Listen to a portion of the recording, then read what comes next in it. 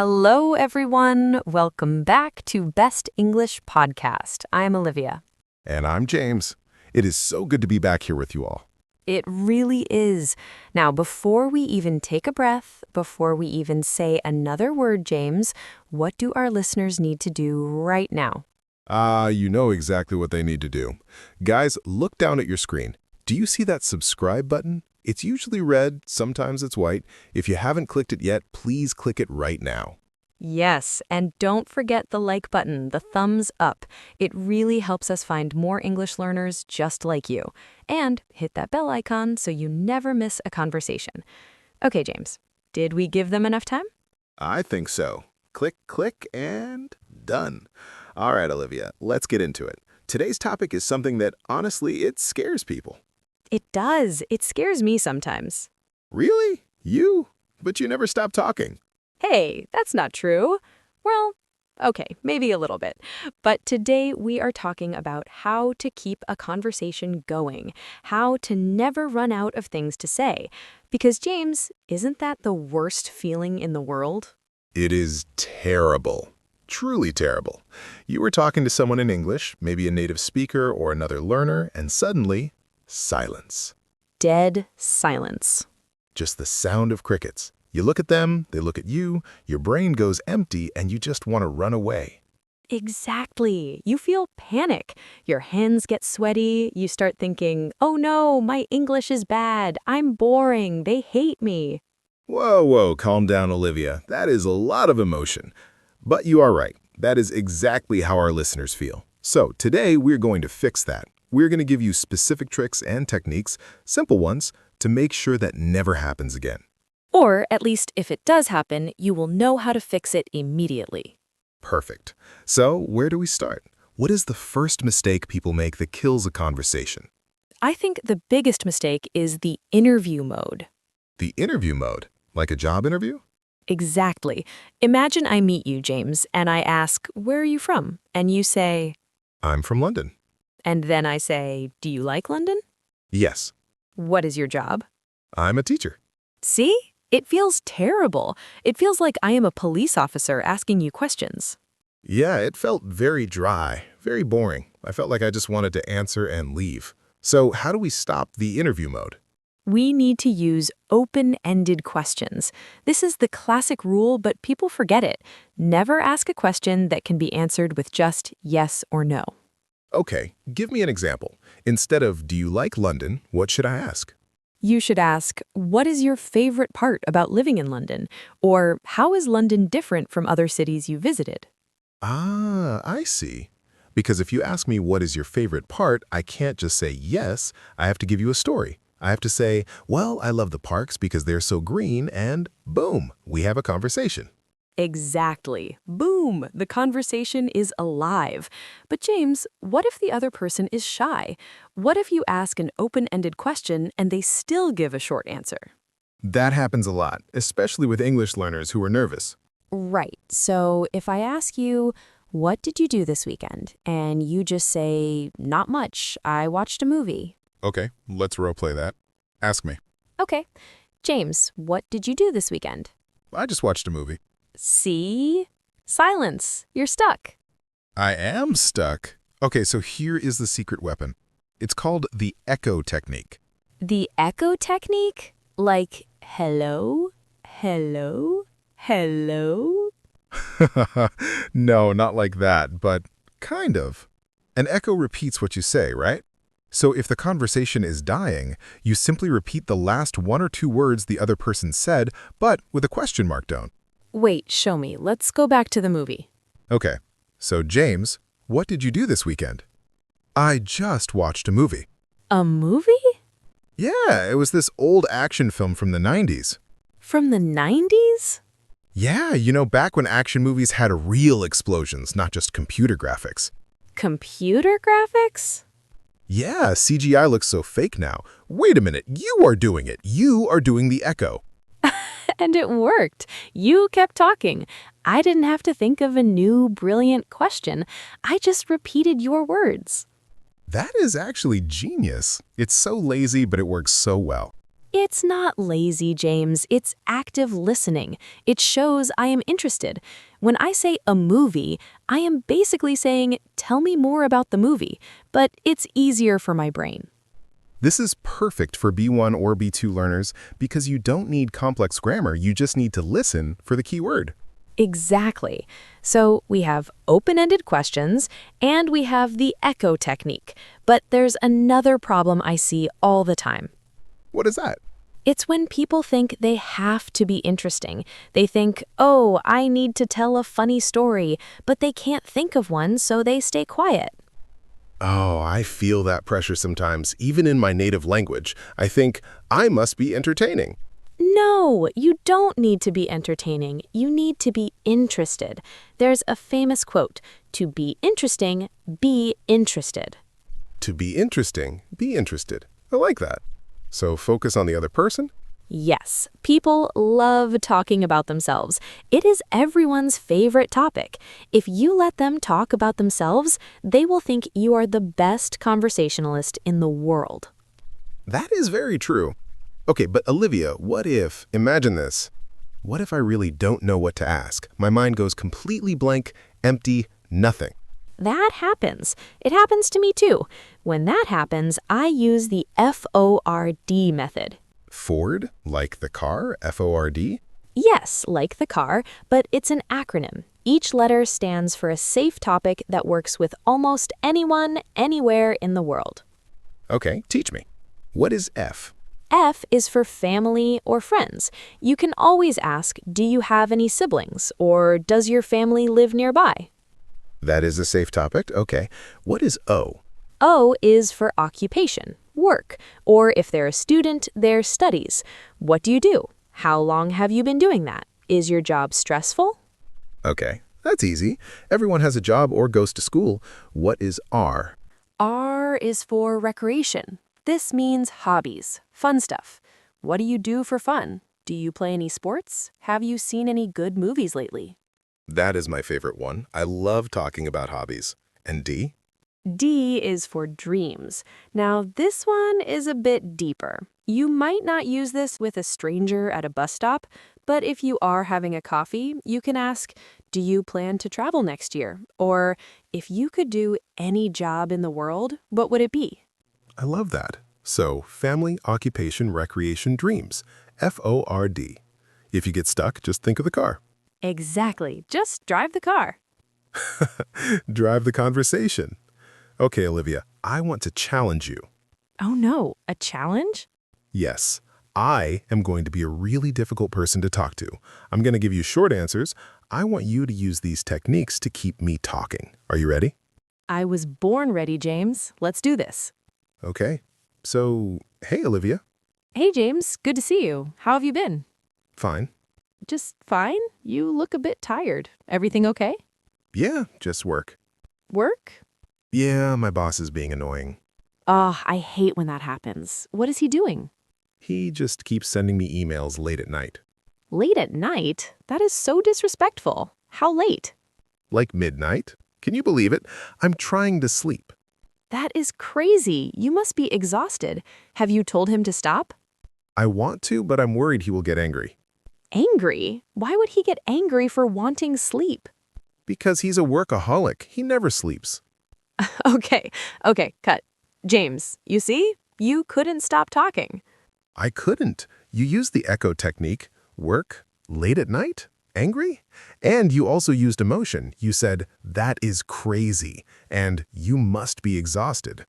Yes, that is another huge tip. Empathy. Show emotion. If someone says something sad, don't just say, okay. Say, oh no, I'm so sorry. If they say something happy, say, wow, that's amazing. It makes the other person feel felt, understood. Feel felt. I like that. Yes, it builds a connection. And when you have a connection, the words flow naturally. You don't have to search for them. You know, Olivia, there is another trick I use when I want to change the subject smoothly. Because sometimes you're talking about something boring, like the weather, and you want to talk about something else. Oh, the weather. The classic British conversation. It's raining. Yes, it is. Ideally, we stop talking about rain. So how do you change it without being rude? I use the phrase, speaking of, or that reminds me of. Oh, those are bridge phrases. They're so useful. Give us an example. Okay, let's say we're talking about the rain. You say, it's raining so much today. It really is raining a lot. I got wet walking here. Speaking of water, did you hear about that new swimming pool that opened downtown? That was a bit of a stretch, James. Speaking of water, Hey, it worked. We're now talking about swimming pools, not rain. it did work. Or you could say, that reminds me. Let's try that one. We're talking about food. Okay, I had a great burger yesterday. That reminds me, have you ever been to that American diner on Main Street? See? Smooth. Very smooth. It takes the conversation in a new direction naturally. It stops the conversation from hitting a dead end. It's like a detour sign. Road closed here, let's go this way. Exactly.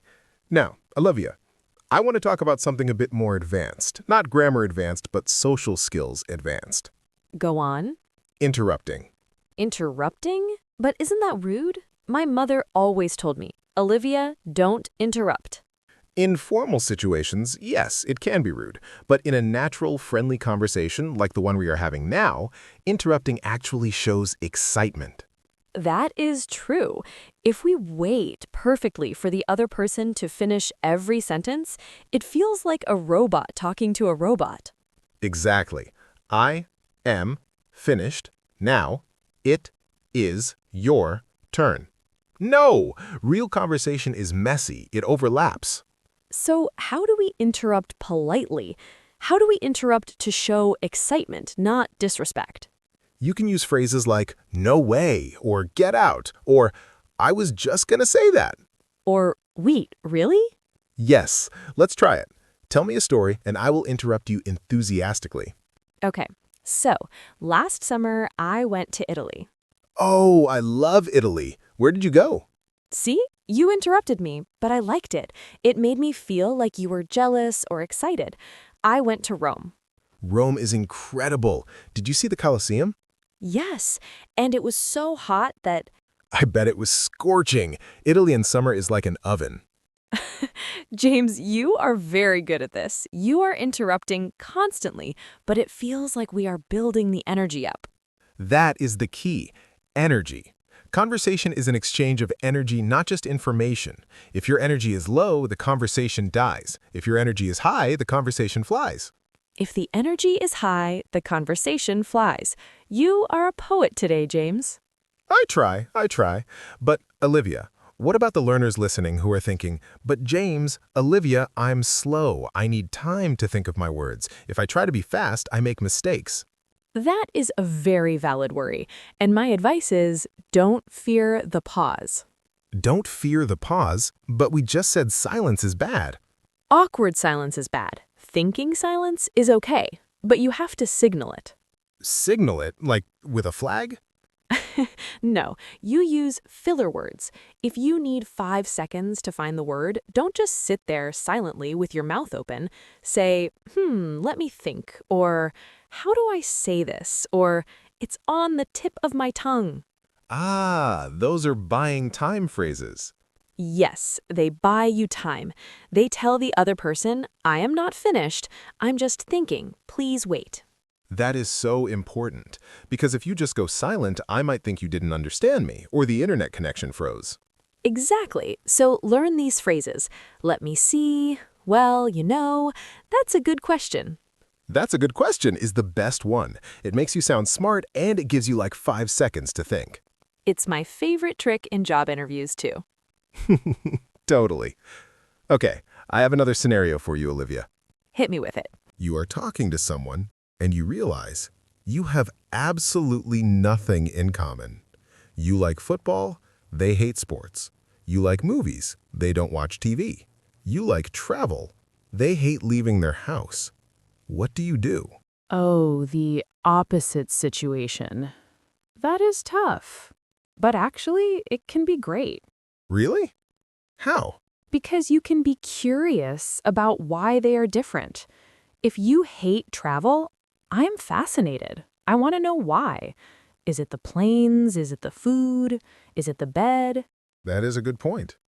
Conflict, or difference, can create conversation. You don't like pizza? Why? Who doesn't like pizza?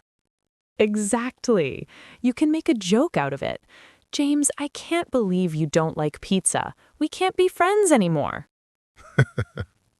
And then you laugh and the tension is gone. So don't be afraid of differences. Explore them. Explore them. Ask, help me understand. Or, I've never met someone who doesn't like music. Tell me more about that. Tell me more. That phrase is gold. It's the magic key. If you forget everything else from this episode, just remember, tell me more. Tell me more. It works for everything. I'm sad. Tell me more.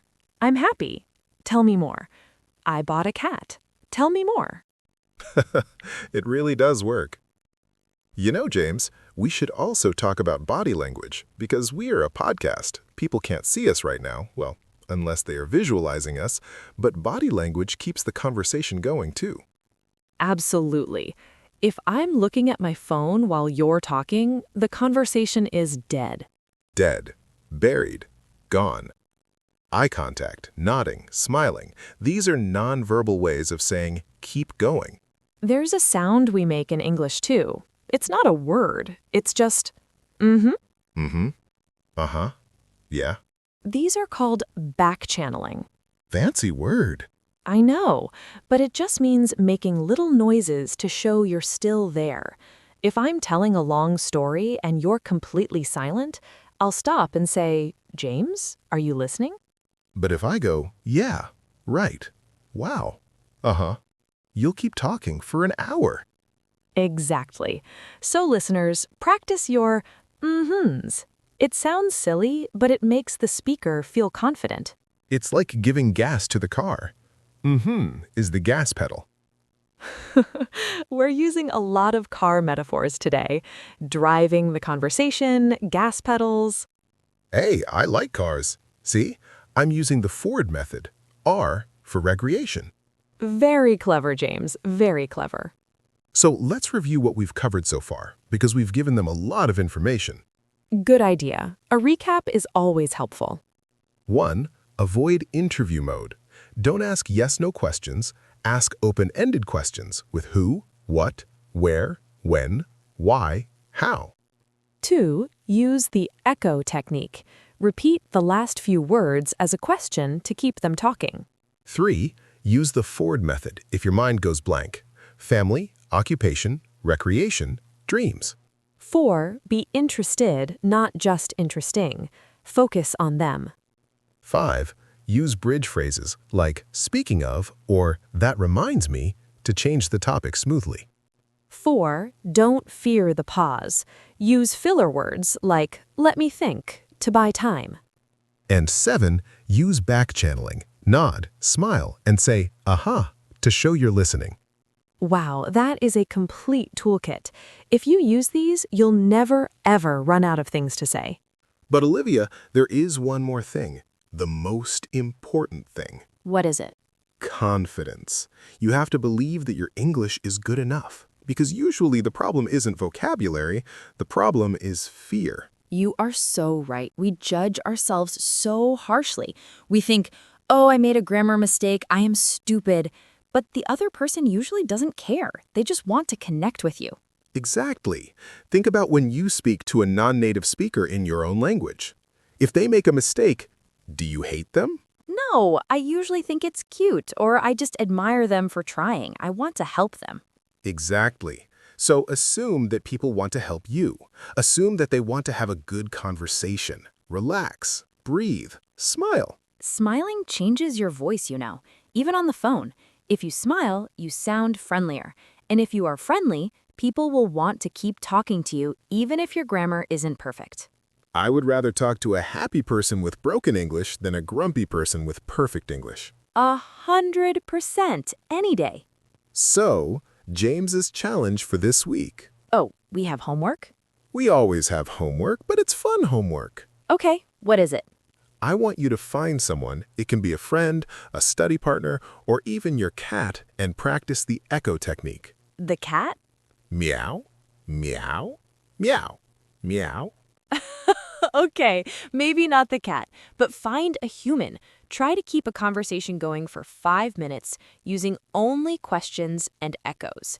See how long you can make them talk without you talking about yourself. It's a game, the detective game. Find out everything about them. That is a great challenge. And let us know in the comments how it went. Did it work? Did you feel awkward? Did you learn something new about your friend? Yes, write in the comments. We love reading your stories. Also, if you have a specific topic you struggle with, like talking about politics or talking about food or talking to your boss, tell us. We will make an episode about it. Best English Podcast is for you. We build it for you. That's right. James, speaking of food, I am getting hungry. Speaking of food, see? You did it. You used the transition. I did. It was natural. Well, I think that is our cue to wrap up. This has been a really fun conversation, Olivia. It has. I feel like we could keep talking forever. But we shouldn't because our listeners have lives to live and English to practice. True. Thank you so much for listening to Best English Podcast. We really appreciate you being here. Don't forget, if you haven't already, click that subscribe button. It's right there. Just one little click for you, but a giant help for us. And share this with a friend who is learning English. Practice together. Until next time, keep talking, keep listening, and keep learning. Bye, everyone. See ya.